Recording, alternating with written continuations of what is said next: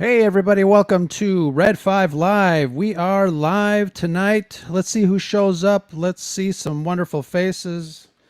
And hold on a second. Sorry, I had a little feedback in my ear because I had another window open. But what's up, everybody? This is Red 5 Row from the Scare of Scuttlebutt podcast. Let's see who else is going to join us tonight. Let's pop in everybody here. What's up, fellas? What a handsome bunch. Because it's Red 5 night and the feel is right. Excellent. How's everybody? Well, I figured I'd start it off on like the stupidest note possible, so that's what you guys are getting tonight. You can only go up. You can only go up. You'd be surprised. You'd be surprised. Hello, everybody in the chat. We got the science fictionary. We've got from a certain point of view, Amanda. What's up, Amanda? Sorry you didn't make it. Sorry you didn't make it last time. I know it was a little confusing. I should have specified that it wasn't on the Scuttlebutt YouTube, but here over at the Red 5. And Mr. Salty Nerd, Mr. Matt Vader, Twitch affiliate extraordinaire. What's up, Matt? Cheers. Oh, we got libations. Oh, yeah. I'm rocking my same caffeinated, liquid crack. Excellent. Caffeine is good. I would have made one of my 52-ounce Jack and Cokes, but I didn't have enough time. Yeah. You got time, brother. Right? You got time. You got time. Water. We're sitting here. Water. Stay hydrated. Stay hydrated. Yes. Justice was like, I'm hydrating, guys. I'm being responsible over here. Get just out a of really here. long weekend. I don't. You know what? I don't even know what day it is, man. I'm on vacation, so I'm right there with you. Oh, excellent. I'm on all sorts of threads, and I just texted a couple of buddies of mine. I said, "Damn, it's Monday," and then I realized, shit, it's Tuesday. Yeah. It's like Monday 2.0. Yeah. Yeah, that's the funny thing about the days of the week, right? Like, Monday sucks for obvious reasons. No one has to go into that. Tuesday sucks because it's too close to Monday. Wednesday sucks because there's no light at the end of the tunnel. Thursday is like the 4 o'clock of the work week, right? You're almost away from work, but you still have one more agonizing hour to get through. And then Friday is the sugar high we all hope for. But we have to go through like all of that mud, guts, and barbed wire just to get to that one day. Struggle is real, folks. The struggle is real.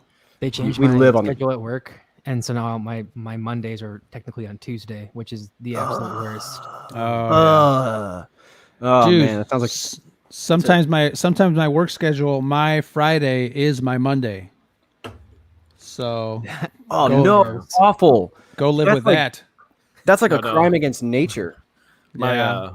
My I don't have a set schedule where I work in the mechanic and everything. But today was my Friday, Oh.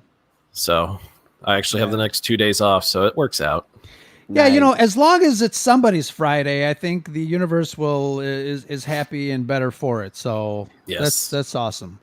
I'm a Everybody- spoiled bitch though, man. I'm a spoiled bitch. I've been working a job that gives me weekends off for like 7 years, and That's what like, I've been saying. I am. I'm spoiled as shit. Like I need to have those weekends off. Like I structure my entire existence around that. So if I had a job where it's like, yeah, you're going to work a Saturday, I'd be like, fuck you, you communist bastard. I don't know what that's like, man. But the good thing is that I enjoy what I do, and it's not hard work. Lucky. That's right. That's the best we can hope for. At least like a Yes. pleasant indifference to what we do. Exactly. So, what are we talking about tonight? I know, I just wanted to kind of chill and relax with you guys, whoever's going to join us. Hopefully we get some more people out here. But I know, everybody's time zones are different. People are making dinner and putting kids to bed, and I don't know, God knows what else. But what's going on in your lives? Let's go around the table and find out. Who wants to go You first? first, Brad. All right. Oh God, what's going on? I'm just constantly working. But light at the end of the tunnel is wife's pregnant with our first child, Congrats. and tomorrow we go in to figure out the gender. Nice. You're going to have a bouncing baby xenomorph. That's okay. I know how to handle xenomorphs. Right? Exactly. Oh my God. I swear to God, if you have a girl, name it Newt. My wife will Just never so- go for that. Just so I could follow that kid around for like the rest of its days, every day, just going Ripley. No, if it's a girl, we're thinking Sophie or Callie, and Callie. if it's a boy, we're thinking Milo. Nice. That's Nice. cool. Strong names. Strong names. Yes. Yeah. Your Yeah. first. You said it was your first. Yes, it's our first. Awesome. Yes. So That's cool. light at the end of the tunnel, working hard. That's about it. It's being a parent is it's god awful work, but it's a lot of fun and very rewarding, and it changes your perspective on life so differently. Yeah. Before I became a dad, my kid's in high school now, but before I became a dad, I was a different person. But children really change you. You want the world to be a better place because you're bringing this life into the world, and you want to be able to, make sure that he or she survives and does the best and better than you ever have. So kudos and congratulations to you guys. Thank you, sir. Yeah, man. Justice, what's going on over there with your Green Bay Packers t-shirt? Oh, nothing much. Just repping my team. But let's see. Working at Colgate. One of my coworkers is trying to get rid of a bunch of comics. So right now, if you see behind my table, I'm sorting through all these old 80s and 90s comics that like a bunch of Spawn and it's the Lord's work. Image. Yeah, yeah. My wife's thrilled, but yeah, I still have all my comics from growing up in the 80s and 90s. I've got all the black bagged Death of Supermans. I thought I was going to be able to buy, get a mortgage by selling those. I thought the same thing when I bought 10 Darth Mauls when Episode 1 came out, but that was not to be. Yeah. And don't worry, Justice. Your wife knew what she was getting into. Totally. Yeah. This was all laid out up front. It I have them certainly all, was. all my piles neatly placed in certain areas so she doesn't have to see them, so it doesn't bother her. That's smart thinking. That's the sign of a married man when you're trying to think 2 steps ahead. Keyword there being trying. Trying, yes. Like we think we're 2 steps ahead, but really we're like 3 steps back. But we think we're all clever and like we're like, fuck you, man. I got this. They handled." let us think we're 2 steps ahead. That's exactly right. That's what it is. That's exactly right. Nobody preserves a man's ego better than his wife. Like nobody. When she wants to, then she can like flip the script and be like, "Oh, I'm gonna pop that." I'll say just destroy you. Exactly, dude. Oh yeah. Exactly. Marriage is awesome. We're the success stories. Yeah, I know that's scary. That is scary. That's exactly it. Oh man, I like to think that with how fucking nerdy and weird this group of people tends to be, it's just like it's a natural gravitation towards this. Like we are everything that proves incels is not a thing. Like there's no such thing as an involuntary celibate. If we can find women willing to touch us, there's hope for anybody. I mean, like think about the strength a woman has to do. Like in Justice's case, to come home and see like 30 feet of comics and like it just happened just today. It was like I closed my eyes and there they were. Like think about the mental fortitude it takes to handle that day in, day out. So you know what? Cheers to the wives. Cheers, Yes. definitely. Cheers to the wives. And thank you, Charlie Skywalker, for joining us. 11 years 11 years married. That's awesome. That's awesome. Congrats. Yeah, man. I've been with my wife been married 4 years now. Been with her for 12. She is a patient woman. We'll say that. She is a patient woman. She has had to deal with this for the last 12 years. I've met her. She is your godsend. Yeah, she's got some battle scars. Yeah. They're mostly emotional. Yeah, the hidden kind. Matt Vader's got a good point as far as I guess we turned this into kind of a relationship counseling live stream. 20 years, and they are polar opposite. Balance is definitely key. Yes. But guys, like too much this way or too much that way. is a recipe for disaster. But that is something to be commended, Matt. So hell yeah, man! congratulations to you 20 guys. years is nothing 20 to years. stick at. Yeah. No. Salud. So we're happy. And I like that, dude. I like that because like my wife and I are very similar. Like we don't have a whole lot of things in common, right? Like she does not listen to the same music I listen to. She does not watch Star Wars or anything nerdy. She's not interested in any of that. So like on the surface, we have absolutely nothing in common. There should be nothing that's bridging this gap. But even from the outset, there was something, not to get too sappy, but there's something deeper. There's a deeper level of connection there that doesn't have anything to do with the superficial stuff. And I have to hand it to her because she tolerates it. Like you guys can see how I've decorated this room. She has to tolerate this one room in her house just being festooned with all of my stuff, So, and that's the thing. There's balance there. So I think it's a really good point. My wife doesn't really care for Star Wars, and she has a Kylo Ren shirt, and she purposely, every time she wears it, she's like, "Oh, look, I'm wearing my Darth Vader shirt," and I'm just like, "Nope, that's not it." I know you're doing that to bother me, and it bothers me that it bothers me. Exactly. Totally. Yes, exactly. Exactly. That's the sign of a long-term relationship. And it's like, I'm bored. Let's fuck with him for a few minutes. Yeah.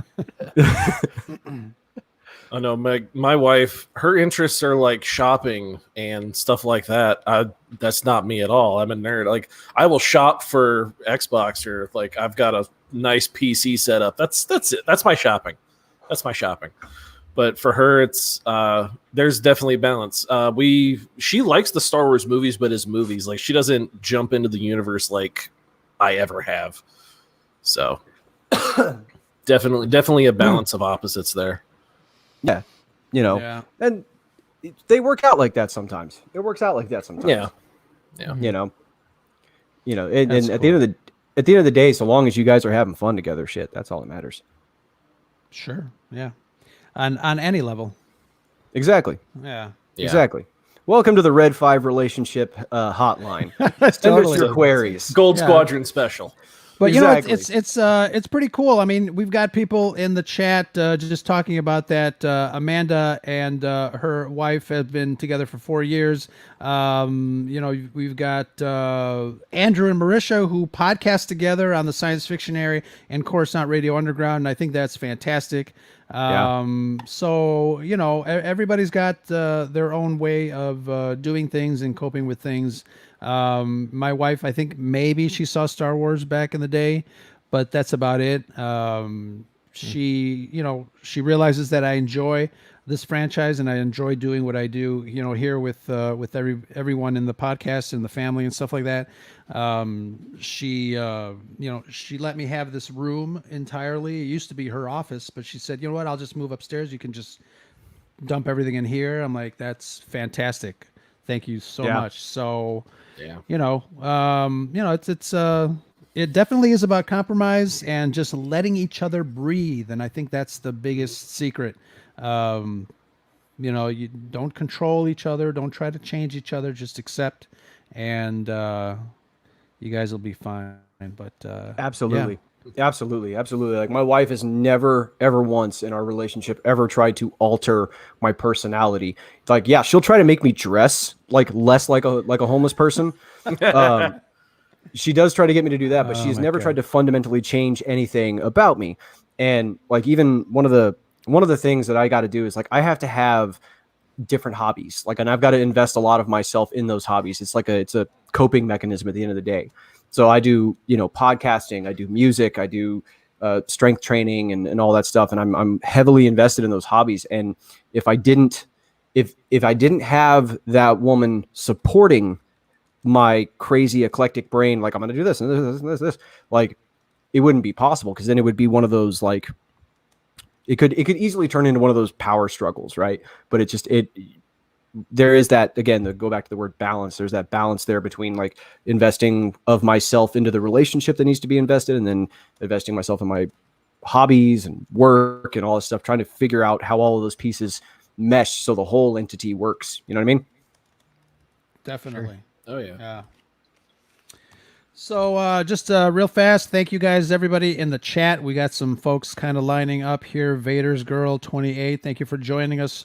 Charles, Westcott, and folks over at who else? I'm guessing Pat is working, but thank you, Charles, for joining us. Charles from Conversations.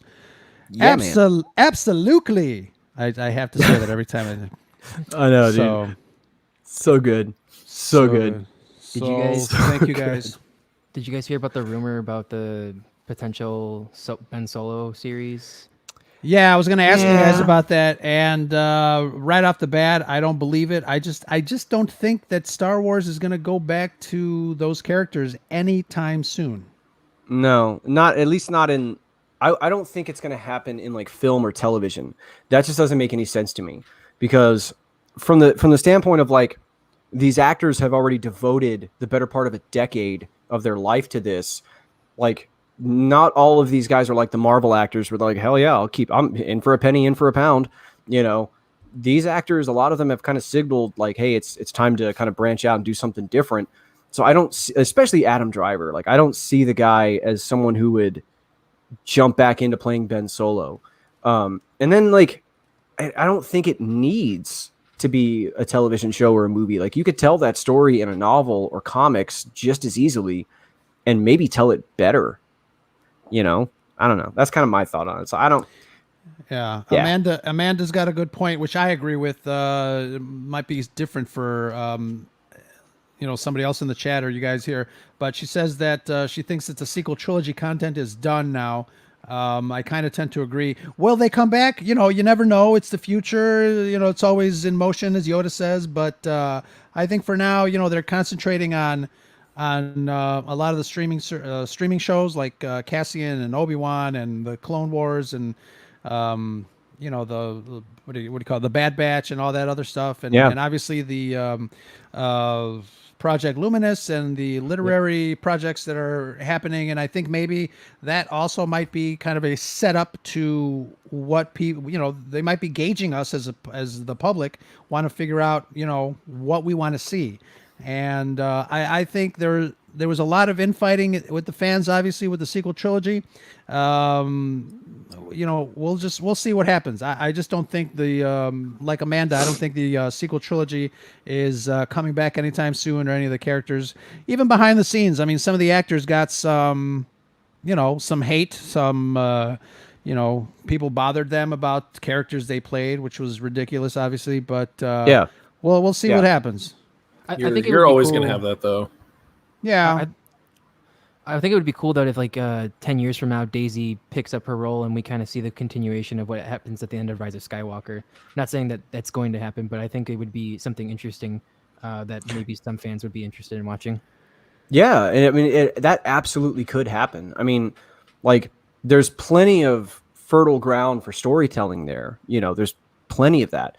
It's just a matter of like timing it correctly. And I think that's a good point. Like 10 years doesn't sound that off, because that's a fair amount of time for the fandom to not only breathe, but also evolve from, evolve with the sequel trilogy. Because that next generation, a decade from now, the generation that grew up with the sequel trilogy, they're going to be the core of the fandom by that 10-year period. So, because they'll have a much more favorable view overall of the sequel trilogies than some of the prequel, the fans that got their start during the prequel trilogy and so on and so forth. There might be more of a justification on Lucasfilm part to say like, all right, yeah, let's tell some more stories from that era. Like right now we're starting to go into, that Cassian Andor being with like the rebellion, and Obi-Wan kind of being between the bridge between the prequels and the OT. Yeah, and I think you're right, Will. I think they are gauging us with the High Republic stuff to see like, okay, how far back do the fans want to go? Right. With this, how deep do they want to get? The Old Republic. Yes. Yeah. Yes. I was just gonna say, I think Project Luminous is a great spot for them because it's content that hasn't been told, so they don't have to worry about the Old Republic stuff that we kind of know and love. But it gives the opportunity for these writers to write their own story and kind of really dive deep and do what they want. So I think it's like the best of both worlds for fans and for the writers. Absolutely. Absolutely. I mean, it's far enough away from the established timeline and canon that we have, but it's close enough to it to where it's still familiar, right? They're not getting too deep into the weeds and something that's like too abstract or too different. It's still close enough to be rooted in that. So I think you're right. I think you're right. We got Lauren Romo in the chat, and she mentions that you show these actors some cheddar, and they'll come back. And obviously, yes. I don't think they're going to do it anytime soon. But like I said, who knows what the future holds? But there's a lot of content in the books that I think will definitely kind of come about. Somebody mentioned that Claudia Gray hinted at a Lost Stars 2 during our interview. When Brad and I interviewed her on May 25th, she did talk a little bit about that she hopes that a Lost Stars 2 would happen as far as kind of a continuation of the book. I think that would be really cool. I can't see like a movie being done. Maybe another book would be fantastic, I think, but there's always possibilities. I think because I mean, Lost Stars was such a well written book with very well defined characters that it was easy for you as the reader to invest yourself in it, and that's one of those stories that I think actually functions better in the novel, the literary format, as opposed to film or television. Like, I mean, there's things that work in a book that don't translate well to the screen, and there's things that work on the screen that just don't translate well to the books. Like, that's why there's, like, say, I always go back to the Lord of the Rings books versus the movies. There's obvious differences because they're different mediums and they have to flow differently and function differently. Lost Stars, if there's a sequel to that, I would prefer it to be in the novel, because Claudia Gray had she has a really awesome way of drilling down into these characters and into these situations to where it's like, again, it's very easy as a reader to get invested into it. It's not a struggle to invest yourself in what's going on with that. Yeah, she definitely has a grasp of writing the characters that she wrote, and I really enjoyed it. I know it's considered a young adult, novel, but just the way that she wrote these characters were really, really great. And I for one would welcome, a second part to that story. What's up, Two Med 2? See you guys in the chat. Thank you for coming by. Yeah, man. What else are we talking about? We got Force of Light Entertainment. If you guys want to join us on camera, I know I sent you guys the link. You guys are welcome to come on in. But plenty of room. Yeah, so who knows what will happen in the future? We know that the sequel trilogy had issues, but Mandalorian was fantastic. I think it was a lot more universally accepted than the sequel trilogy for whatever reason. For sure. We've got, Alex and I from the Salty Nerd podcast. We just finished recording the new Scare of Scuttlebutt podcast about the Cassian Andor series and what we expect to see, what we'd like to see, and just kind of talking about some of the casting news for that show. That episode should drop on the Scare of Scuttlebutt podcast, iTunes, and everywhere on Thursday. So we're kind of prepping that one. Hope you guys enjoy that one. But I think Star Wars streaming shows, I think for me, I'm looking forward to more of that. Obviously they haven't announced anything more regarding films, but it does seem like they're going to take a break on movies and then concentrate on the shows and some of the other stuff that we are being treated to in the next couple months and years, so to speak. So that is exciting.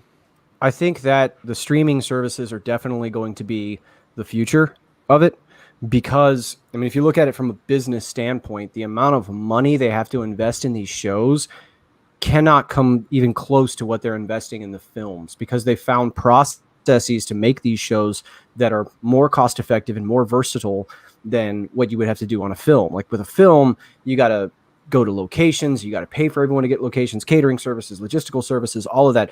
They're investing so much into these films where they can invest what, half of that, 3/4 of that in one of these shows and Sure.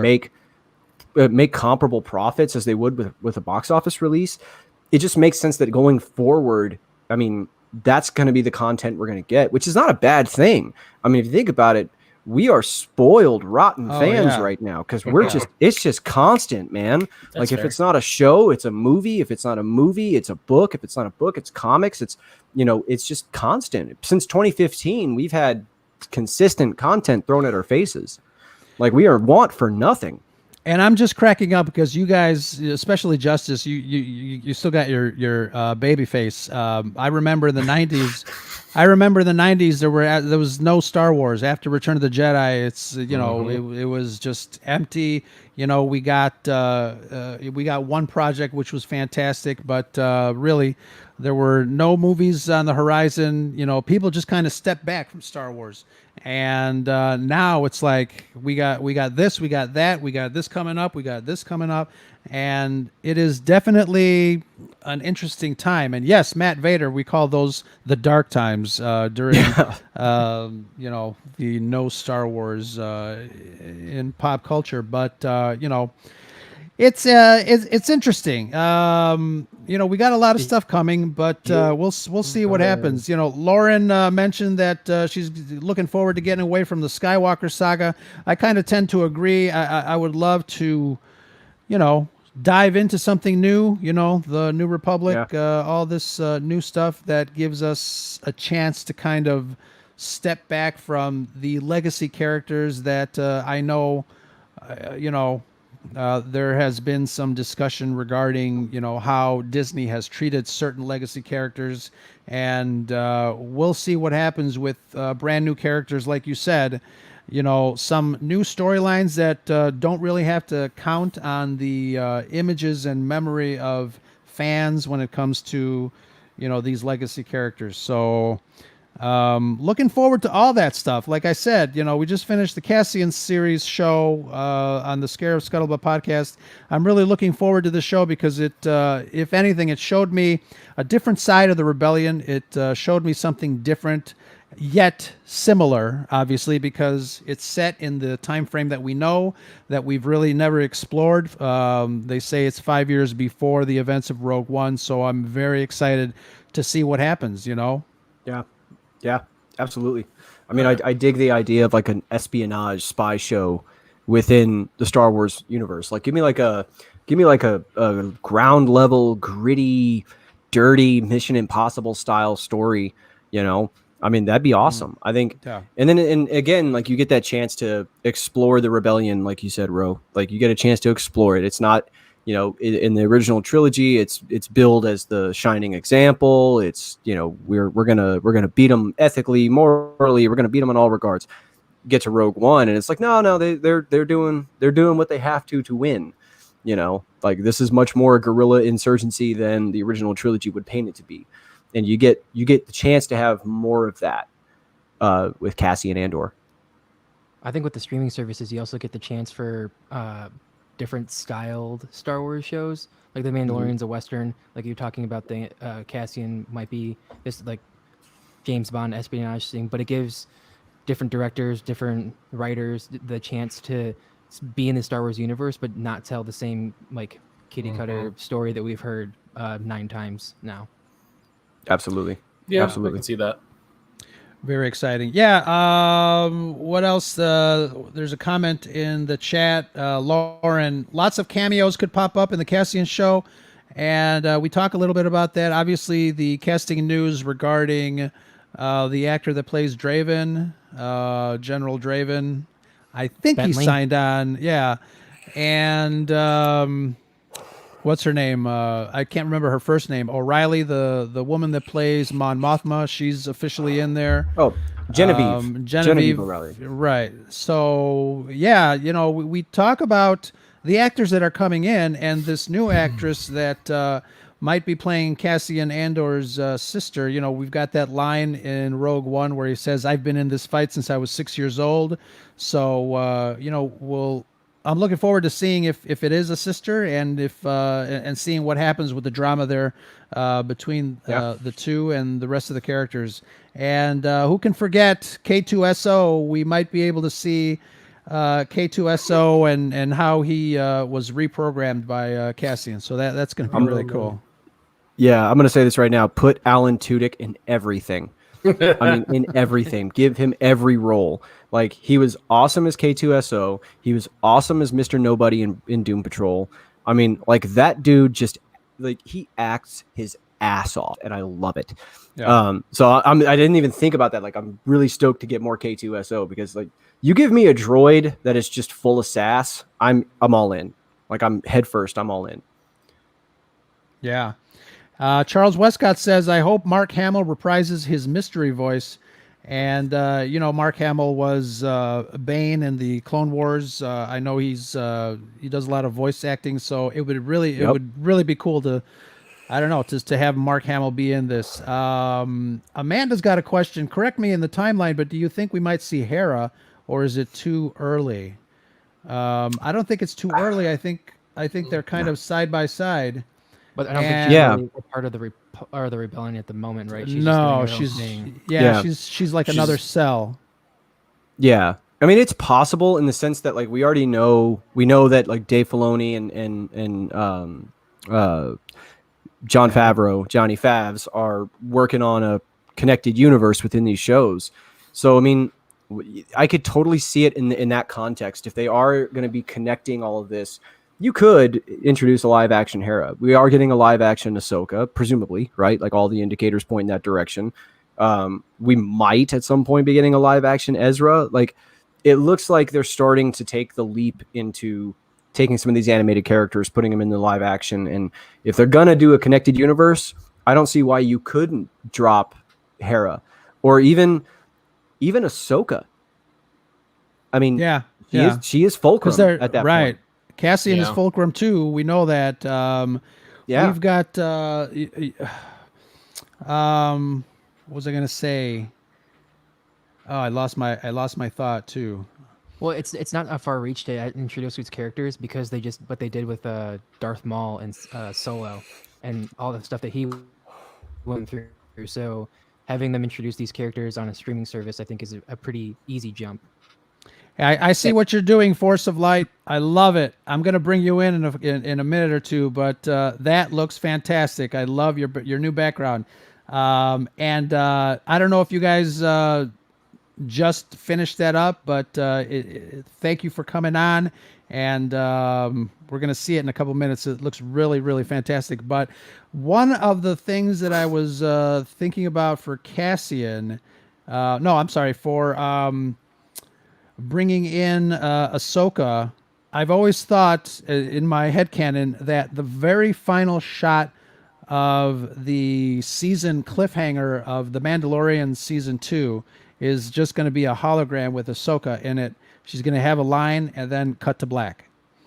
And then we're going to have to frickin' wait all that time to see what happens next. So I think that would be the extent of how Ahsoka comes in. But yeah. Lauren, we talked a little bit about Krennic in Cassian. We also talked a little bit about bringing 3D Tarkin in as well. So you'll have to listen to the podcast to find out what else we talked about and how deep we got in there. But let's bring in Force of Light and see what she's got to say. Woo-woo. Hello. What's up? Woo. How are you guys tonight? Fantastic. Let's take a look at all those wonderful Star Wars collectibles in the back there. Let me get out of the way. That is awesome. Oh, that's beautiful. That's nice. Thank you. Yes, I felt bad because I didn't say anything on our last episode. My 86-year-old grandfather helped me put these shelves in the wall.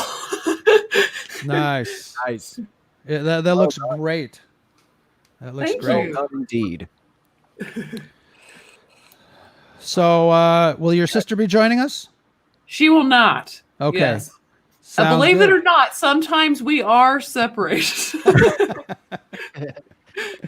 That's awesome. Awesome. Nice. So, we're just talking a little bit of Cassian, and we're talking a little bit about what's going on in the Star Wars fandom and what's going on with all of our own productions. But tell us a little bit about what you guys are working on. Well, let's see. We've done a lot of collaborations recently, and we've got some more coming soon. But we put it we like to let the fans decide, so we put it to the vote, and they voted for us to do Jurassic Park / The Lost World. So we're going to be going into the land of Jurassic Park once again, and to be discussing that. Yes, great movie. Nice. It really is, yeah. So, speaking of Jurassic Park, obviously that film was a jump in technology when it comes to animating, animals that don't exist. But, Star Wars obviously is another avenue for technology to be filmmaking technology to be moving forward.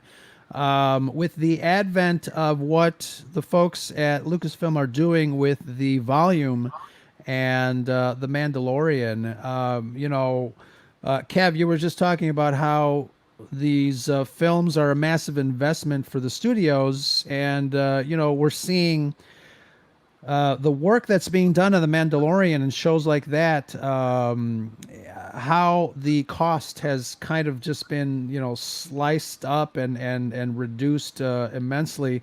We're still getting some really great effects. But what are your thoughts going forward as far as, I think we're going to probably see the same technology being used in films, because it just doesn't make sense just to use it on the small screen if it looks, as good or better than what the filmmakers are doing. And I think a lot of times, we all think of, blue screen and green screen technology, but this is obviously 10 steps ahead of the time. And, George Lucas, again, this is one of the things that he wanted to do back in the 90s when he was shooting Young Indiana Jones. It was kind of his test ground for, trying to produce these massive films on a television budget.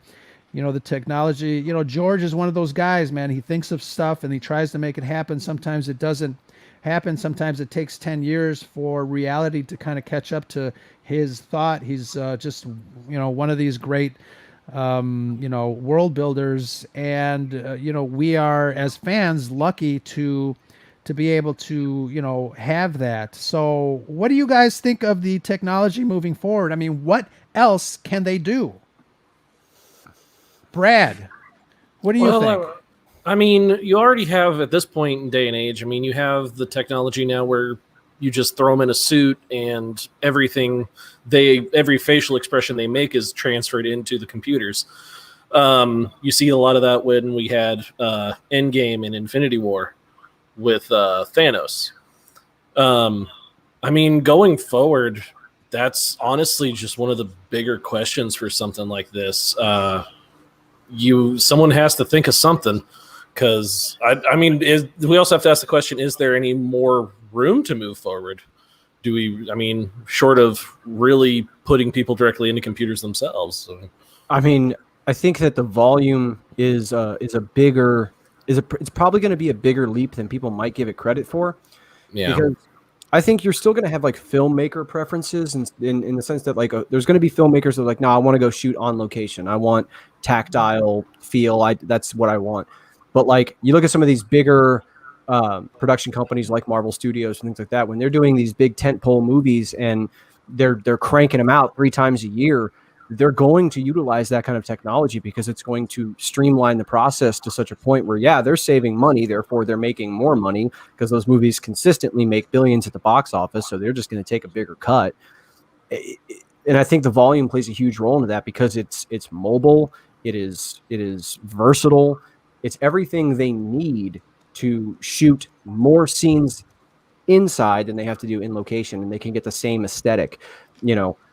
I think that represents a greater leap than I think people really realize at this moment. Yeah, definitely. So Matt Vader, here, I'll put this up here. Talk about raising the dead. Literally, You've got actors, and I've heard this from industry industry magazines that I subscribe to, behind the scenes stuff that I am privy to, they've been wanting to do another movie with dead actors. I mean, it's been something that Hollywood has been trying to toy with for a long time. Obviously, you've got issues with rights. You've got issues with unions that say, if you got live actors, why don't you use them? So stuff like that. I think it's, I don't know if it's an anomaly or a curiosity to, I don't know, put, Dean Martin in a movie with Brad Pitt. What do you guys think about that? And obviously with Rogue One, you had, Tarkin come back, to reprise his role with the use of actors and CGI and the incredible work that was done there. But what do you guys think about bringing, long lost actors to the screen again through this technology? Well, I was gonna say, I mean, I think, only do it if need be. Like, what was the rumor they were gonna bring James Dean back, and it just kind of felt random. I can't remember what that was for. I've heard that a long time ago, and it was one of those rumors that just kind of like stayed a rumor for a long time. Yeah. But it's like, if it's done right, like I heard when I was listening as I was kind of getting on, I heard you guys mention Lost Stars, and I recently, because that's one of my favorite novels, love Lost Stars. And I was thinking about how if they would make that, say Hunger Games, all these movies that are books and turn them into a movie, if they would make Lost Stars a movie, that would sell that would make a lot of money. But think about it, you had Leia's in Lost Stars. Like, she dances with the lead guy. So you would need that technology to bring Leia back in, a young Carrie Fisher, into this movie. And you could even see maybe Harrison Ford walk through, because they walk through all the battles. It runs parallel with the original trilogy. So I think that would be a fun way to bring all the young trilogy actors back into, when they were young, to bring them back into it, and would be a way that would be kind of exciting to see, because the story itself would be fresh, but then you would have those old legacy characters there looking young again. So I think that would be incredible. I just got the chills, because it's definitely something that Back to the Future did when they went back to those scenes, and you saw them again, but from a different perspective, and I love that. Matt Vader has a comment regarding the deep fake. Did you guys see that deep fake? Harrison Ford, his face put on some of the scenes in Solo. What do you guys think of that technology? Well, I mean, I think the first bit of technology I saw like that looked really seamless was actually Terminator: Dark Fate. I don't know if you guys have seen the movie or even care about it, but the opening scene, spoiler alert. The opening scene, spoiler alert, I mean, you get a young Edward Furlong as John Connor, and a young Linda Hamilton, younger, as Sarah Connor from T2, and a younger Arnold T800 comes up and boom, murks John Connor right there, and it looked seamless. Like, I remember telling Brad can vouch for me, when we saw it in the movie theater, I literally thought that was unused footage from T2. I thought that was like some B-roll stuff they shot and they never got to use it, and they used it on that. To find out that was recreated from whole cloth was insane. So you could easily, do all kinds of OT, original trilogy adjacent kind of things, where, you could have whatever character walking through a rebel base, and there's Commander Skywalker just walking past him right there, and it would look seamless. It's totally possible. I mean, I would agree and say that it probably needs to be done tastefully, right? Like, especially if you're going to resurrect a long dead actor, like, we don't need to see James Dean just walking through a frame just because you could, Maybe if it's done correctly, it could probably benefit a certain movie if it's done right. Aren't they doing videos for dead musicians, and they have like the performing stuff already? Like Tupac. I guess what's the difference from taking, like, if they're already doing it with music, what's stopping them from doing it with actors? Again, it needs to be tasteful, but like, if you're going to go out and watch these musicians that have already passed away, why can't we do that with actors? Yeah, sure. And I think the central crux of that is, like, if the family's cool with it, you probably don't want to just say like, well, we got license to do whatever we want with this character. Let's just do it. You probably want to be a cool person and maybe just check with the family, And that's what they did with the Peter Cushing estate, and they were fine with it, and they went ahead and did it. And it obviously it made them feel better. They're doing this for the family. It'd be really cool for the fans to see him again. But Lauren's got a good point in the chat. As long as it serves a story, and you guys have said it too. As long as it serves a story, and it's not just, hey, we can do this because we have the technology. Let's have Mark Hamill, walk past a doorway. I mean, why even bother at that point? But as long as it serves a story, I think I think it's okay. Right. And why not take advantage of the technology? Why not? Like if the family's cool with it, I mean, think of your favorite actor, like an actor that's passed away, who wouldn't want to okay, so if they did like another Jumanji movie, who wouldn't want to see like a couple frames of Robin Williams and it looks seamless? Like who wouldn't want to see that? That'd give you the warm fuzzies, wouldn't it? Sure. Oh yeah. Yeah. There you go. So if you can do it, why not?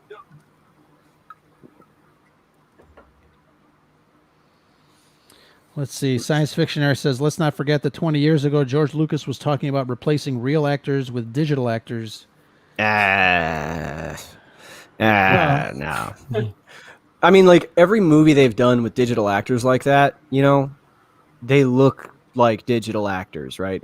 Sure. Yeah. There's just something about it's got to be like a human nature kind of thing. There's just something about the subtle movements of an actual person's face. Yeah, it's unnatural. Right. So like when it's programmed, like you can get really close. You look at some of like the Jedi Fallen Order, right? It gets close. But there's still that exactly. as they call it, the uncanny valley. There's you're looking at this, what you're looking at, but your brain is like, are you sure that's what I'm looking at? And that's where it kind of dips below the acceptance radar. Right. So it's I don't have a problem with the technology as long as the story calls for it, as long as it serves a greater purpose than just like they say in Jurassic Park, don't do it just because you can. There's obviously there's got to be a reason for it. Right. For example, like, would you guys rather get a series, like a Disney Plus series of a younger Luke Skywalker post Return of the Jedi? Would you rather get that series with an actor that looks similar, like maybe Sebastian Stan? I know that's been going around for years. Or would you rather have Sebastian Stan with a digital mock-up of Mark Hamill's face? I mean, I'd probably be more inclined to say, like, let Sebastian Stan act his ass off in that. You know what I mean? Let him do it. Rather than, like, let's make it look like Mark Hamill. Like, I don't know. Like in that situation, I probably like just recast it, give it to an actor that's actually going to play the hell out of that role. But then again, we're still spending all this time in this era that everybody knows, and we're still stuck here. And maybe we shouldn't be just stuck here. Maybe we should expand this great galaxy that George gave us and take a look at some stories of characters that we don't know, characters that are new to us. And I think, obviously there's something to be said about, anticipating new things in the Star Wars galaxy, because it's such a huge galaxy to play in, such a great sandbox to kind of explore. And Absolutely. And like fans are not like, they're not conditioned for this kind of thing. Like the Tolkien Legendarium covers thousands and thousands of years worth of stories and eras and stuff that everyone can dive into. Mm-hmm. And, so it's not like we're not conditioned to say, like, yeah, we're going to now, like in 3 years, we'll be telling stories about, 2,000 years before the Republic, and I'm all for it. It's that sandbox is going to be as big as they want it to be. And it's only going to be as big as our appetite is as a fandom. As long as we're still jaws open and you just keep shoveling it in, man, like they're going to keep giving it to us. Yeah. I do think The Mandalorian, as much as I heard you guys talking about, I'm very excited about Project Luminous, and I think there's just so many places back in time they can go explore. But I do think The Mandalorian has hit in a very sweet spot, where it's new territory, but familiar territory. And I think that they could really do a lot there, because like you said, it is a big galaxy. So just because it's in that time period doesn't mean Luke, Leia, and Han have to be around, just like in The Mandalorian. But yet there's that big gap of 30 years that we're all intrigued to know what was going on. So I think that's another reason The Mandalorian was such a hit. It hit in a spot that we all are just so curious about. Absolutely. And my Brad and I, we talked about fan service on the Scarif show, and it's definitely one of those things that's very subjective. One man's fan service is another man's, whatever. But Rogue One has a lot of callbacks, and for me, some of them are perfect, and one or two of them are eye rolling, and but I've always said it on the show. Rogue One for me is a love letter to Star Wars fans. It definitely hits all the right spots for me. Absolutely. We are very, like you said, Natalie, we are very familiar with that era, and it's something that me as a fan growing up with the original Star Wars, I always love coming home, and for me that's what it represents. Yeah, and I think that it was Kevin Smith that said that anytime you make a sequel to something, that's fan service. You're in the fan service business at that point. Yeah. And it's at the end of the day, it's that fan service that pays their paychecks, right? Because we saw this one thing that caught our attention and got our imaginations. We are now in for a penny, in for a pound. And it's like I said, fan service keeps it going, right? It's because there's still an entity here that's like, no more, because we're doing that. It's going to perpetuate itself. And that gives us the opportunity, them as creators, to give the tip of the hat and the wink over to the old fans that have been around since the beginning, and that's kind of what, and it does keep you engaged, right? Like, if you're a fan of the original trilogy and you see the Walrus dude and Dr. What's his face on that, with Jeddah, like that 5-second frame for you is just like, and that's what pays the price of the ticket, man. That's what gets you admission into that. Sure. Yeah. So I put up a comment. Our friend Amanda says, so much to explore in the Star Wars galaxy. We need to move away from the Rebellion era. I agree. I don't agree. It just depends on the story for me. I don't mind if we keep reading or keep watching these stories that are in familiar territory. But there are no Jedi. What do you guys feel a Star Wars needs in order for it to be a Star Wars? Obviously, we've got Jedis all over the place. Rogue One was really kind of the first movie that really didn't involve too much Jedis per se. We have obviously, Vader at the end of that film, but not a lot of Jedis. Obviously, they were all hunted. But what do you guys feel needs to be in place in a Star Wars movie to make it feel Star Wars? I'm going to shut up on this one. I think there's multiple things. I think one, it's always kind of an adventure story of finding more. Like even in The Mandalorian, he all of a sudden he has a greater purpose. Now it's to defend this child. So I think it's that. Or in The Mandalorian, I can tell you the exact moment I was like, I love this. This is Star Wars. Is when him and IG-11 started going back and forth. The humor was perfectly Star Wars humor. Like it has its own brand. And another thing in that is, I'm taking that show because I think they truly captured what Star Wars is. That's why people love it so much. It has to have that kind of ragtag, that group. It's about finding family in a way. So I think you have to have all those elements working, whether there's Jedi in it or not Jedi in it. There has to be a story about finding more. There has to be like very quick-witted, good humor that doesn't feel forced, like some of the your mama joke at the beginning of The Last Jedi. That doesn't feel Star Wars to me, that Poe gives.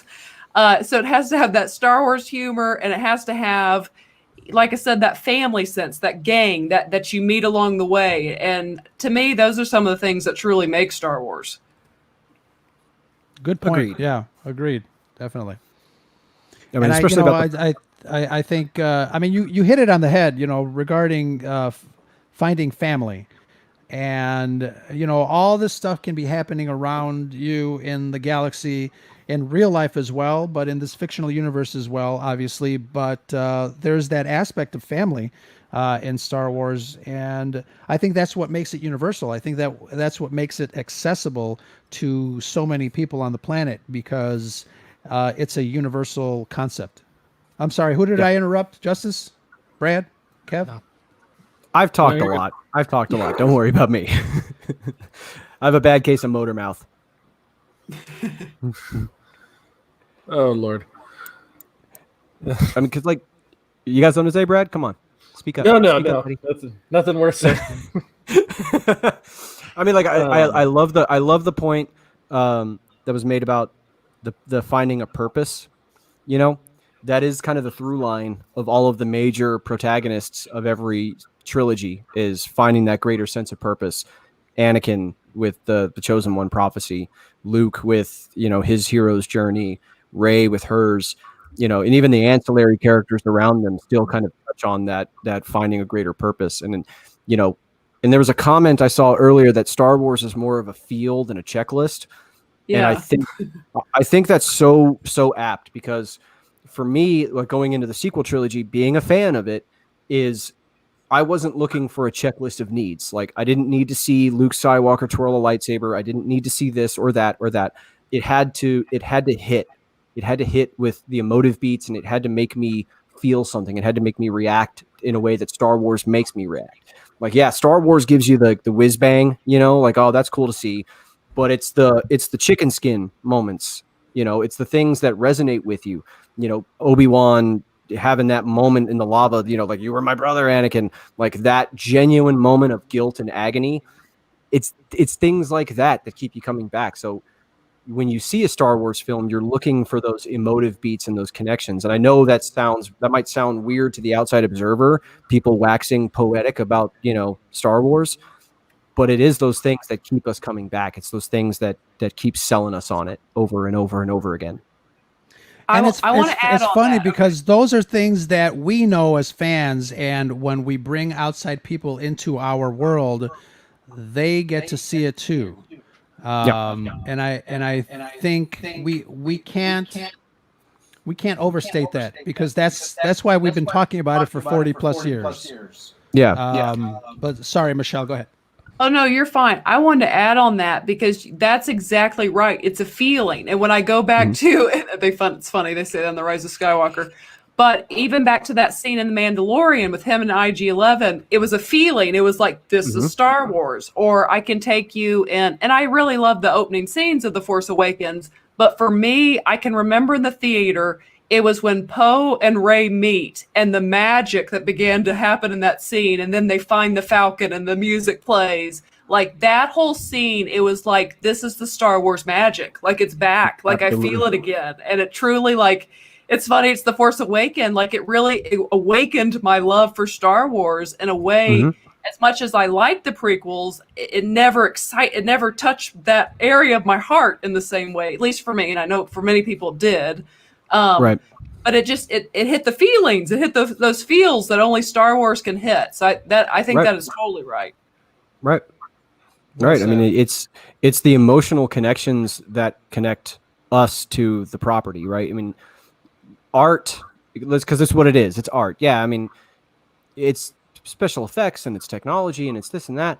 But at the end of the day, it starts with someone with a pen and paper and an idea. And those characters that they build, the situations they put them through, it's those human experiences across all IP. And you can find this within Star Wars. You can find this within Marvel, you name it. Those human experiences are what connects us to that art. And that's, honestly, it's what makes it so subjective. And that's why some things can hit with some people and it won't hit with others, because it's not hitting the same emotional beat for that person. But I mean, that's honestly, like, not to get too deep into the weeds, but that's kind of the most beautiful aspect about it, is like when you're in a movie theater, when we used to go to movie theaters, you're in there with dozens of people that are reacting to the same thing you're reacting for nearly the same reasons. It's an extreme level of connection that I think tends to get lost on us on the internet side of things, because we're too busy debating the peripheral stuff, whereas we tend to miss the plot It's like, man, we're all connecting over this thing. All of us, we're all vibing on this thing. We might be vibing on different things and different reasons, but we're all centrally here, you know. And to think that something's been doing this for over 40 years, I mean, that's insane. That's insane. Well, and, I'm going to push back a little bit, Kev, because I've got a little opinion as far as movies, especially these tentpole blockbuster movies being called art, and they do have an element of art, but they're not designed as art. They are designed to sell a theater ticket and to make money. So for me, they're more of a product with artistic elements. And I am a consumer of that product. And I love it. And I love the aspects around that product. And some of those elements are art, because I see obviously the work that goes into creating that product. But for film, for me to be art, you know, in Chicago, there's like a local theater called the Pickwick Theater in Park Ridge, or the Music Box Theater on Southport. That's where I go to see art films. Nobody else goes to see them, but that's, if I wanted really to go see art films, that's where I would go. Star Wars for me is a product that I love. And it's a series of films that work on so many levels. And for me, again, there was this controversy where the Sonic the Hedgehog character was redesigned because the fans hated on it, and people are saying, well, that sets a bad precedent, and that makes us in control. And I'm like, well, who do you think is in control when you go out and buy a theater ticket, and when you go out and spend money based on this product? Why did they change it? Because they want our money. And if they didn't change it, and if they didn't do what they did, then they wouldn't get our money. And that's not how art works. Yeah. I guess I'm done. Did I glitch? No, you're good. Now you're glitching, because now you're just Yeah, I was about to say. Yeah, but obviously, yes, Lauren, art is very subjective, but I think it is what it is. I don't feel that these blockbuster movies are 100% art. I do feel that, if you're going to make a movie that you want the studio to make money, you have to please as many of us as possible. And if that means releasing preview clips to see what us, the consumers, are thinking, then I don't think that sets a bad precedent. I think that is a good investment for that product, because when that is fixed, then that studio will make more money and more people will be happy. And Sonic the Hedgehog was a hit because they went back to the drawing board and kind of redid it so it can more reflect the Sonic the Hedgehog character that everybody knows and loves. And there was a big push because of that. People went to go see it because the word spread that the studio went and did that. And I think that was a smart thing to do. Yeah, my I think opinion. when I said art, I do have a pretty liberal definition of it, because I lump it in with anything that exists within a creative construct. I come from the music background, and with music, you can get super technical. I'm like, okay, I'm going to do a minor third here, or I'm going to do a diminished fifth here, and this is why these two notes work together based on this music theory. I don't operate that way. I tend to it's all by feel. It's what feels right. And so with that, like within that creative construct, you can have varying degrees of how artsy you want to get, right? Like you can do the Robert Pattinson Lighthouse movie, you know, and that can get real deep into the art weeds, right? Because you're doing something real meta there. You're trying to make some kind of some broader point. You can have other degrees where it's like Star Wars. Well, yeah, there's there's character development, there's emotive beats and things like that. But you're absolutely right, Ro. It does exist within this construct that is designed to grab the most amount of eyes, to be appealing to the largest base of people, you know.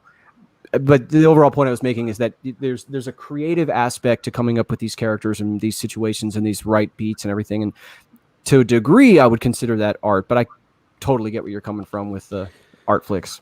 I think you're talking about the Sonic thing, and I think there's certain degrees that it's acceptable and not, whereas it's cool that they were listening to us and they redesigned it, and the fans were cordial, but there's sometimes where fans go so far to attack or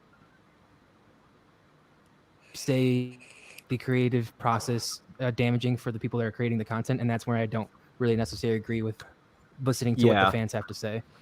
Yeah, there's obviously an issue there. There's an issue there with fans understanding what is subjective and how to react to things that are subjective.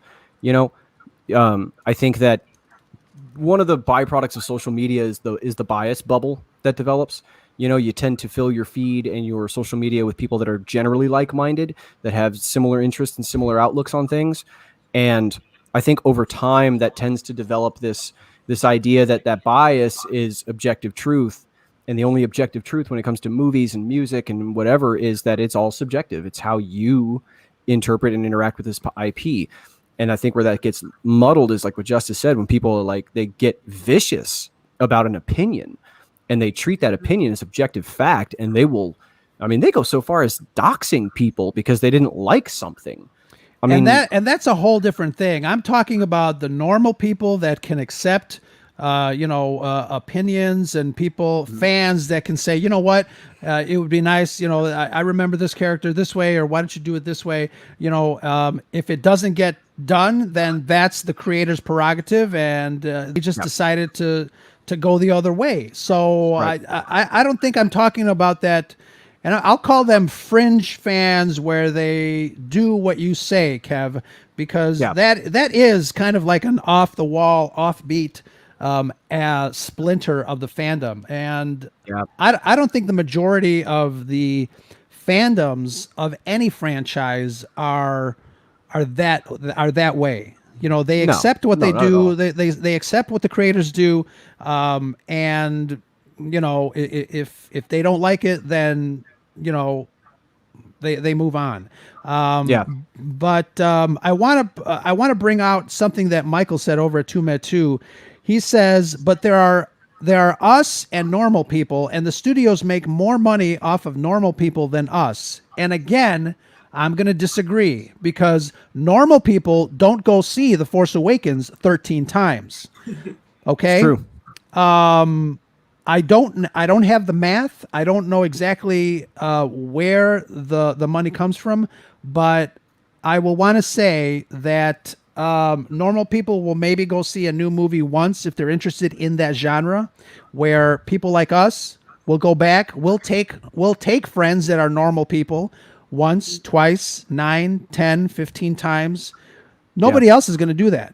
It's an experience for us. For them, for normal people, it's just let's go just watch it one time.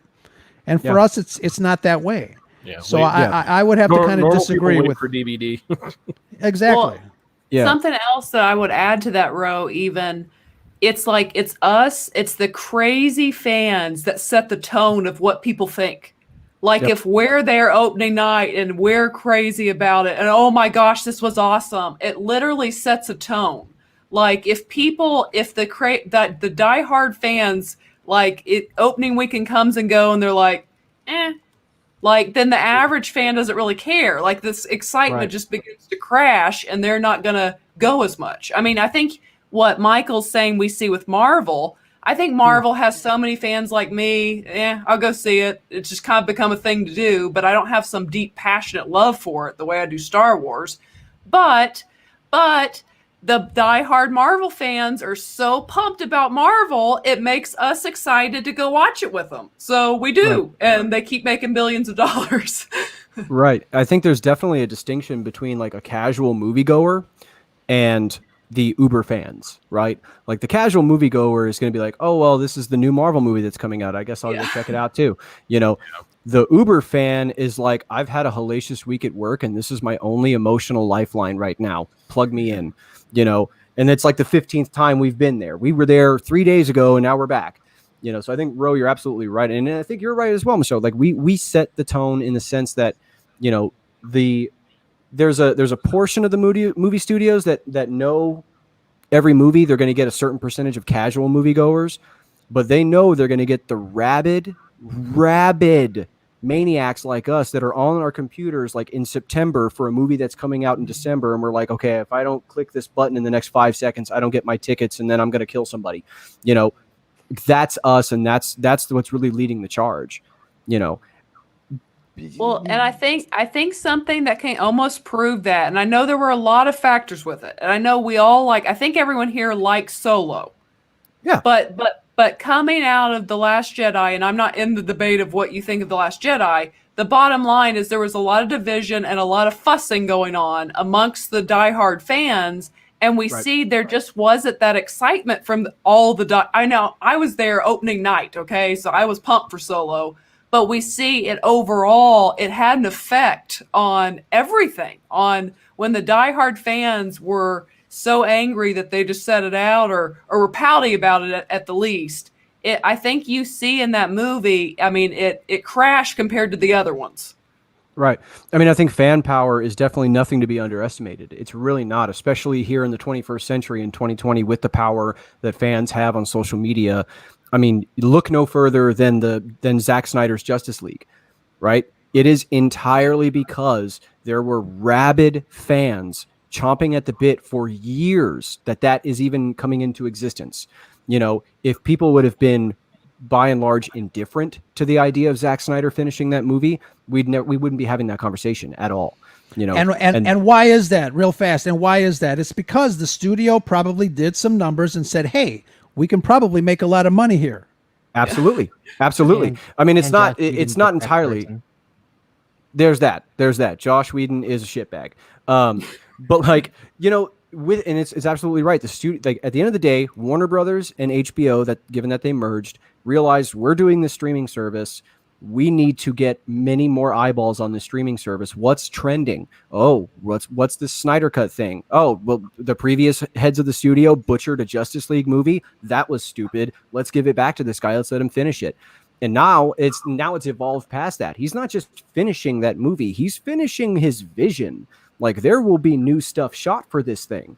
And it does constitute a massive investment on the studio, but they know that next year, when that thing drops, their subscription numbers are going to skyrocket, and then they're going to back that money truck up to Zack Snyder's house, and you know, all of a sudden, he's in the good graces again.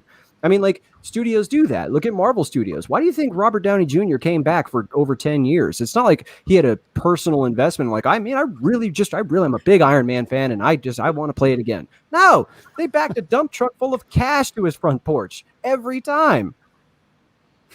This is a money business. That's what I'm saying. Yeah, and we're playing into it, man. We're feeding the beast. You know, Lauren's been dropping some nuggets. How she thinks all of this is bad precedent. How fans are kind of controlling the narrative creatively, and I can see that. I can see hold that on, argument. But I've got a positive one. I think for Lauren, I think she would like. But what about us fans with hashtag Solo 2? Make Solo 2 happen. What if that all of a sudden Disney's like, hey, we can make some more money here, and that precedent of us who really love Solo get another Solo going. Right. There's always a double-edged sword, or in this case, a double-edged dark saber. Yeah. The Snyder stuff also, like I was talking about earlier, it went into there were some fans that it was the loud minority that was making it pretty bad. So I think that's why Lauren's not liking. Absolutely. And I will never not acknowledge that aspect of the Snyder Cut movement. It's horrid and appalling. And unfortunately, again, like in fandom, that's something we cannot get away from because it's such a big tent. You know, you're going to have your honest intention people that are like, I just really like this stuff. You're going to have your fans that are vocally advocating for the things they want, and then you're going to have the dirtbags in the corner stinking up the joint, right? Like it's something we can't get away from.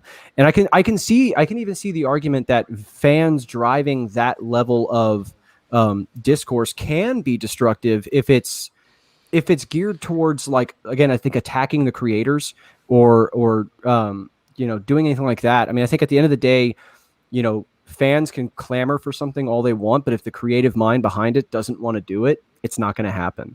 And Zack Snyder would never have done this thing if he didn't legitimately want to finish it. But like I can see the complicated aspects of like what segments of the fandom were the most vocal and what kind of impact does that have long term. I can absolutely see that. But I do want to say, to address Lauren, it's an unfair comparison in a way, because it'd almost be like in Solo, what Chris Lord and Tim Miller, the guys that originally had, Miller it'd be and Lord. like as if there was a vicious fan base. So it's like, we want that version of Solo, and like eventually we got that. So Solo is a positive example of we just want more of something, but we could make it happen possibly, as we see with Zack Snyder. But yeah, she's right that I guess some of the Zack Snyder people were a little crazy with it.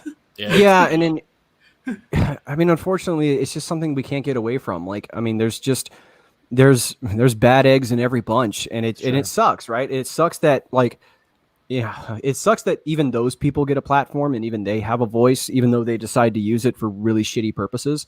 And the best thing I think we can do as a collective fandom, a collective group of geeky, like-minded folks, is we just need to drown out those voices.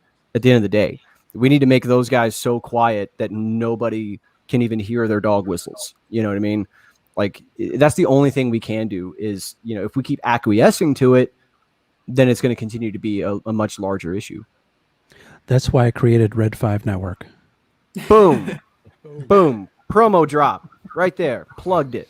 Done. Go to red5network.com. But yeah, I mean, it's a complicated topic. Absolutely. But humans are complicated, man. Humans are complicated. Yeah. But yeah, no, that was a good. Go ahead, Michelle. I mean, it is definitely important what fans want. I know you brought up Terminator Dark Fate. I mean, that ending. I mean, the beginning, I was able to move past it in the theater to enjoy some aspects, but I mean, they took us out of the movie with that. Like, what the heck are you guys thinking? Yeah, it was a ballsy move. Like, who thought this was a good idea? I mean, I acknowledged it when I even looked at Brad and I was like, that was ballsy. Like, that was ballsy. But I appreciated that, right? Like, if I go into a movie, like a Terminator movie, we'll just use that as an example. I've been raised on those movies. I know what to expect. I know where the beats are. If you hit me with a 13-year-old John Connor getting buckshot to the chest, I'm going to be like, okay, let's go. What else you got for me? And then I'm going to harp on Dark Fate for a minute because I love that movie. But then they gave us a T-800 that was a dad. Like, that had evolved to the point where it was genuinely caring for human beings. Like, and if you think about it, it's a perfect extension of what James Cameron was doing with the T-800 and T2, making it more human, making it understand humans better, giving it a conscience. That's the logical progression, is with the T-800 and Dark Fate. So, good things can be born out of an initial shock, right? Like, I mean, if you're a fan of The Last Jedi, I know it's divisive, but like the first shock of that movie is seeing Luke go later, and as a fan, you're like, whoa, wait, what? And yeah, some people took a certain turn with it and they're like, nope, I am not into this at all. I was personally like, okay, where are you going with this? What's the plot here? Give me an idea. I'm kind of in for that kind of stuff. I like things that challenge me, that take that hard left turn when I think it's going to go right. Wait, I went right and then left. Okay, sorry. Brad looks like he's thinking about something. I've been thinking about all this. I mean, it's always hard to. I mean, with all the talk about like the precedence of things, I mean, I agree with Lauren that fans should not use influence to control narrative. It's fair. I mean, you have someone who's trying to put out their vision of something, what they want to put out. That's their creativity. And I know what it was mentioned. It's their art. I mean, ultimately, it can be seen as their art. But you have the studios who want to put out the product. With fans, the way fans can control things, it can get dicey, especially with the way fans are. But you always have those certain issues that, I mean, you really can't. I mean, I wouldn't say it's a bad precedent to really like have fans kind of exercise like some of their opinions, because it can a lot of the time, if it's used for good, it can make things better. Yeah. Let me ask you and Lauren this: how can fans control the narrative before the movie comes out? Nobody's seeing scripts unless they're leaked, obviously, but there's no way that fans can say, you know what? Before The Last Jedi came out, I don't want him throwing the lightsaber. I didn't have that choice. I didn't have that choice. I didn't control the narrative. I just reacted to the narrative, and that's a different story. And obviously, some people go overboard and overreact to the narrative, and that's where the problem is. I don't see how fans like us, like right now, I'm not going to get on the phone and say, hey, Lucasfilm, I know what you're thinking about Cassian, but you probably need to do it this way. I'll fax you my notes, and then you guys can go ahead and do it the way I want it to be done. That just doesn't happen. Yeah. I mean, I think we don't control the narrative. We control we react to the narrative after the fact. Well, but then I think that's where like you get a lot of your social media coming in, because you have fans that are constantly going to be talking about, oh, well, once the title, that's all it takes, is once the title or once the intention of a sequel maybe to something, once that's announced, you immediately have fans on social media and the internet in general, they're talking about it. And you have the fans talking about what they want out of this movie. I know when the news first came out that, oh, they're going to do like the High Republic, was it? Yeah.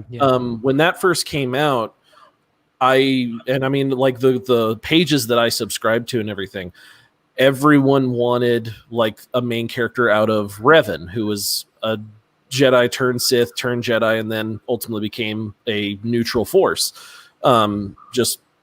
That's immediately what everyone went to. They immediately wanted Revan to be some part of this, and there were toxic people. There were toxic fans, and it got crazy in some of them. And I mean, it's just a matter of expressing your opinion in general will lead in some way to something. Yeah. I mean, I think that like there's a good example of fans controlling the narrative in a negative way, in the sense that I'm going to go back to what Michelle said about Solo. When it first came out, the reason that we're not looking at a Solo 2 right now is because fan reaction was so mixed, and it was kind of in a wishy-washy state. And let's be real, Lucasfilm was like, I don't know if we need to go into another sequel with this. That can happen. Fans can absolutely control the narrative in that sense. If we have a kind of a wishy-washy experience with something, that's going to make the studio kind of reticent to say like, all right, well, let's do another one. Like a studio would have to really believe in the creative mind behind that sequel to be like, okay, most of your fan base was not really digging this, but we believe in what you're doing. Go forward. And that's rarer, I think, than people might believe. The only example I can think of is TV shows. I can't think of an actual, like you're talking about, Ro, where it's a big movie company that's changing it based on like the script. But I mean, I don't know if you guys are in the anime world, but when it comes to My Hero Academia, the creator almost quit because the fans wanted two characters to get together so much that like he thought about changing his idea and then thought about quitting because he was so tired of hearing what the fans wanted. So that's where I would say like that's where like in that sense it was like he was thought about changing it because of the fans' reaction. Yeah, I mean, and like ultimately, I'm really happy that creatives don't do that. It makes me think of like I go back to the Metallica example. In the '90s, everyone wanted them to do the Black Album again or Justice for All again, or Master of Puppets again, and they just did what they felt compelled to do, what they felt was the right and honest music to make. I personally really appreciate creatives that stick to their guns like that. Like, no, I'm not going to do something just because it's going to please you. I have to do something because it's honest to me. It's an honest creative moment from me. You know, I would much rather even film and television creators stick to their guns, man. Like, you're going to have the fans are going to react. Like, once you put it out in there, out into the universe, they're going to react the way they're going to react. Like, you have no control over that. You know, the only control you have in that process is whether or not when you're creating it, it's honest to you and it's authentic to you. You know, that's always the approach I've taken with music, is write things that are authentic to me. Well, and I think though, going with that, when you're writing a character that's already established, you have to go with or a sequel in general, what feels right and authentic to this character and the story that's been laid out thus far. Like forget like me trying to throw wrinkles and things or things like that. What feels organic coming out of the story? Because back to The Last Jedi, you know, for the most part, those people who really hate it, it's all about the treatment of Luke's character. They don't, you know, and even Mark Hamill said he didn't feel like that was Luke. He said he thought it was Jake Skywalker. Yep. So the biggest issues were not feeling like this is an organic place where he would be. This is truly how it is. So, I mean, I think you just always have to, we just did a little video on the Stranger Things news. I think the Duffer Brothers are so good at giving fans what we didn't even know what we needed, but it always feels organic and it feels like it grew out of these characters that they've written and they know so well.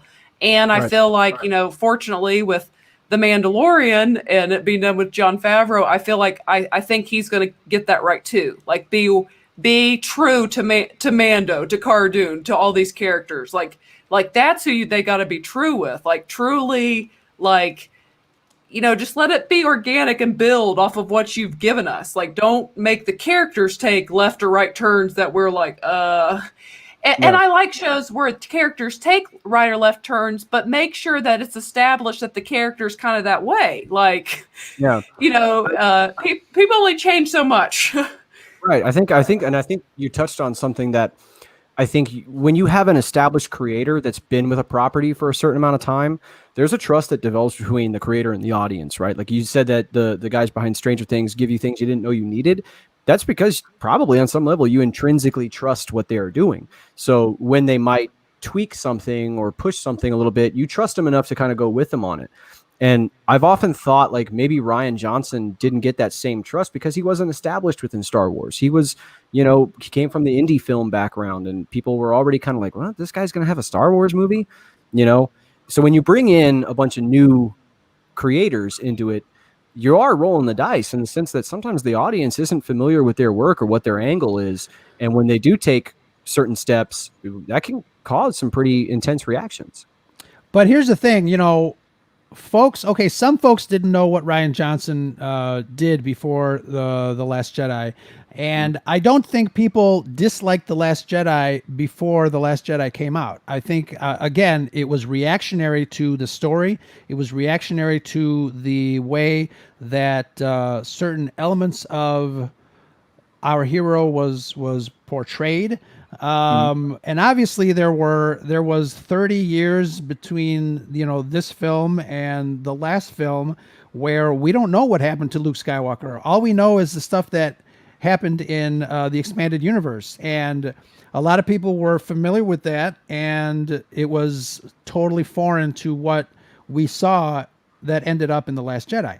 So it's you know, I see what you're saying as far as the directors that we trust, the creatives that we are familiar with to bring forth a story that is satisfactory to the masses. But I don't think Rian Johnson fits that description because we didn't, you know, nobody knew they didn't like The Last Jedi before The Last Jedi came out. It was only after that. So, you know, after The Force Awakens, I fucking wanted to love The Last Jedi because it was a continuation of that story. Did I? Not so much. But not because I didn't know what Rian Johnson did before. It's just because of how I saw you know, the film. I think next week there's another thing that Lauren and Amanda are discussing in the chat, and I love that you guys are discussing that. And I think that's another topic too that I think we can probably explore at some later time regarding the influence of fans. And how Lauren feels, and I guess a lot of people feel too, that the Rise of Skywalker was changed because people that didn't like The Last Jedi, those fans were listened to, but there are some people that don't see it that way. And again, that's very subjective. I think that honestly, it really didn't have to do with the fans. JJ picked up the movie and did what he wanted to do with the original trilogy, like the script he laid out, and it's kind of known that Ryan kind of ignored. I think JJ did become the third writer again, the third person. He's just like, well, I'm going to do what I want to do, because as Amanda pointed out, there wasn't cohesiveness in the story. It doesn't matter if you have different directors; it's the story cohesive. Yeah. Well, I remember it was JJ said that, like, when everyone was talking about whether or not these movies were going to line up properly, I believe JJ went on record and said, "Oh no, Ryan didn't mess up anything that I had set up. Like, I can still end this the way I wanted to end it." Yeah, and I think that it's an interesting discussion to talk about fan influence in terms of how does a fan reaction affect a sequel that hasn't already been laid out. It's not already concrete, and I think there's to assume that there wasn't any consideration of fan reaction to The Last Jedi in affecting The Rise of Skywalker. I think to assume that's not there is it's there. It's a factor. How big of a factor, that could be up for debate, but I don't want to miss the forest for the trees, because we talk about fans' influence, but we also might need to talk about our responsibility as fans. Exactly. How are we playing into this discussion in the sense that we do wield influence? What do we do with that? It's kind of like this thing where people constantly talk about their rights, and that's great, but what are your responsibilities with those rights? You know what I mean? So we do have tremendous influence. We can convince a studio to resurrect a film that had long been dead. We can influence what content comes down the pipeline based on how we react to things. How we wield that responsibly, do we as a collective fan base want to influence something to that extent? Do we want to make a creative person doubt an instinct or something they feel is absolutely right, simply to please ourselves? Do you know what I mean? Am I getting too deep into the weeds there? Yeah, no, totally. And I remember an old uncle of mine once told me, with great power comes great responsibility. Yeah, man. Yeah, no, I totally get what you're saying. And on the flip side of that, though, sometimes we get so, I know this with my writing and things, we can get so narrow focus of what we want that it actually is good to have people who aren't yes men or yes women around you and say, hey, this might be better. And it is better, can be better. So it goes, both ways, like be true to yourself, but also do listen to advice, take it in. Absolutely. I can absolutely agree. Like in a band, I go back to music because that's kind of where I come from. When we're writing music, I can sit there and write a riff or an arrangement, and I'm like, I really believe in this. This thing's really, it's putting a shine in my stinger, man. Like, I really want to use it. But I want another member of my band to be like, no, dude, that sucks. Like, it sounds awful, So, because then when you're working in a collaborative fashion like that, and I'm going to go out on a limb and say, J.J. Abrams and Chris Terrio, when they wrote the Rise of Skywalker, they were working collaboratively. There's your... I don't disagree that you should have people objective in the process, in the creative process, especially if you're making a collaborative effort. I don't know how big of a role, say, if an audience of my band would be, if the audience said, well, I like this song and I want everything to sound like that. Sorry. You're going to get what you get, So again, is it like an 80, is like a 60-40, 50-50? I don't know. You know what I mean? Well, I think at the end of the day, you also have to make a decisive decision on what it is that you feel that you're bringing to the table, and not have it dictate to you. So it's a very fine line when it comes to fan input and collaborative work. Obviously, collaborative work, you've got a whole bunch of voices kind of, putting in a pot to see what kind of comes out of it. But at the end of the day, whoever is in charge of that group or that project or whatever, I think they have to put their foot down and say, this is as far as I will go when it comes to influence. Otherwise, nothing will ever get done. Right.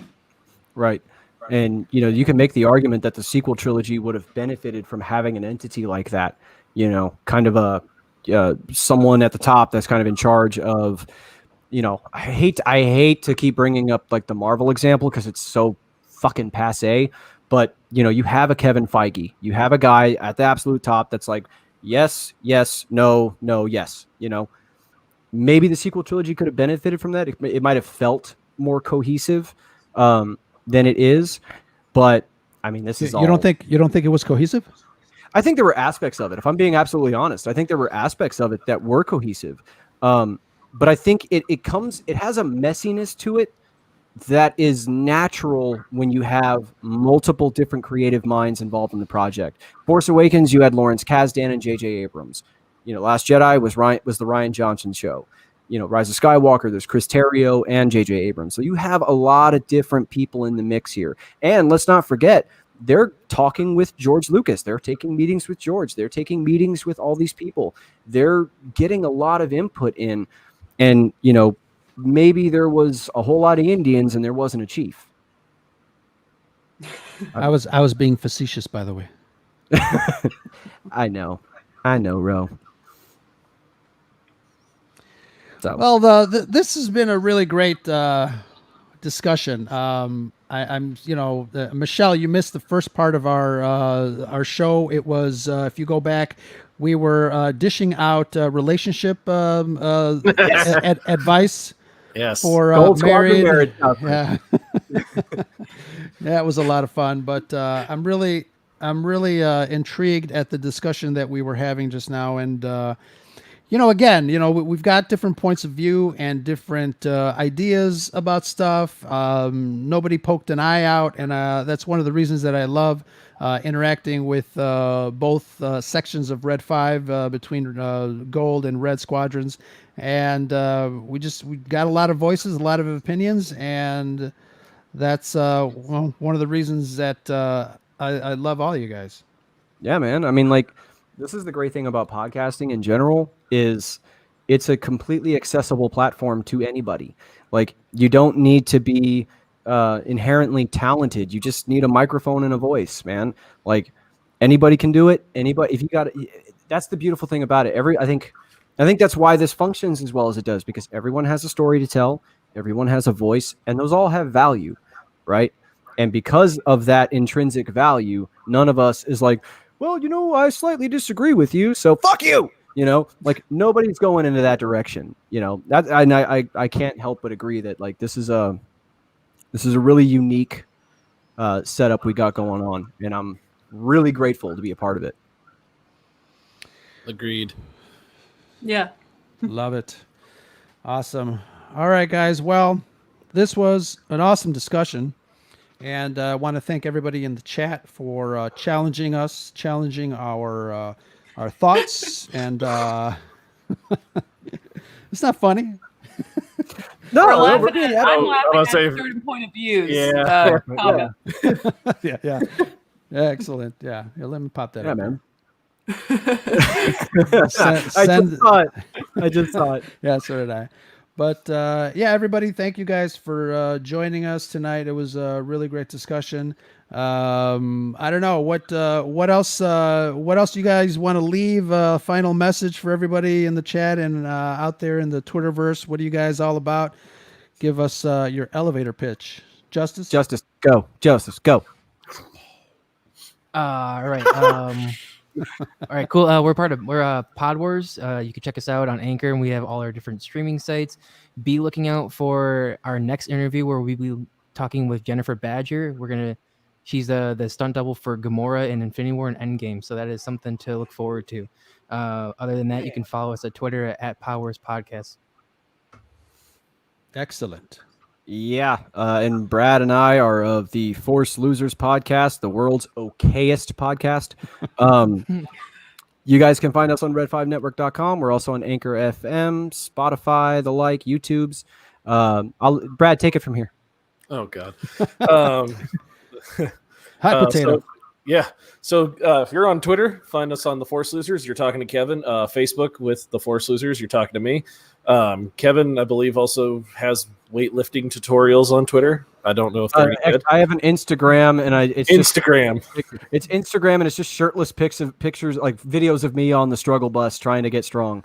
So yeah, if you're into that sort of thing, I mean, if you're into things that you can't unsee, then it's definitely for you. Yeah. But through no small feat, we are on pretty much everywhere you can find a podcast now. Because Kevin's the thinker, I'm the doer. I'm gonna take a minute. And I'm gonna thank Brad to hell and back. Like, this dude took all of our catalog one by one and uploaded everything onto Anchor and did this whole thing. I don't contribute anything. I am not useful in any regard other than I can get in front of this and have motor mouth. That's quite a feat. That's definitely quite a feat, because I did the same thing with Anchor, because we weren't on Anchor. It was so tedious. I just stopped at episode 7. I'm like, I can't do this anymore. We're like up to 35. No, I went through 65 episodes. Yeah, that's impressive. Good job. Yeah, we're coming up on our 3-year anniversary next month. Nice. September. Yeah. 3 years of subpar content. Awesome. And last but not least, Michelle, Force of Light, one half of Force of Light. I love you guys. We were just recently on one of your shows talking about Indiana Jones, and we had such a great time. My Brad and I had such a fantastic time. Yes, we had fun too. Yes, you can find us on the Red 5 Network, and if you like Indiana Jones, check out our episode with the Scarif podcast on Indiana Jones. Or if you like Cara Dune, we just did one from a certain point of view. And if you like dinosaurs, we're going to be talking some dinosaurs this week. But you can find us anywhere podcasts are, and then also on YouTube. Awesome. So Alex of the Salty Nerd podcast helps us out on the Scarif Scuttlebutt podcast from time to time. We just finished a new episode that drops on Thursday. We are talking about our anticipation and our wanting to control the narrative on the Cassian Andor series. We're going to try to see what we come up with, but we're really excited about this show, and we talk a little bit about it. We have a couple of voicemails from some of our followers and friends that talk about what they expect from the Cassian Andor show, and you guys, Force of Light, you guys are one of them that contributed to it, so thank you very much. But thank you all for joining us, everybody in the chat, and you guys, what a wonderful bunch of human beings. I love you all. Let's do this again. Let's definitely do this again. This is what I needed. There's this a lot discussion after. For sure. Yeah, pinky promises, everyone. Pinky promises. It's funny because my wife is like, "What do you guys are still talking about Star Wars? It was supposed to last like an hour, like we're an hour 45." So, again, it's like you said, we are Uber fans and we kind of love to pick things apart. But yes, enjoy the rest of your evening, everybody. May the Force be with you. And that's Scuttlebutt.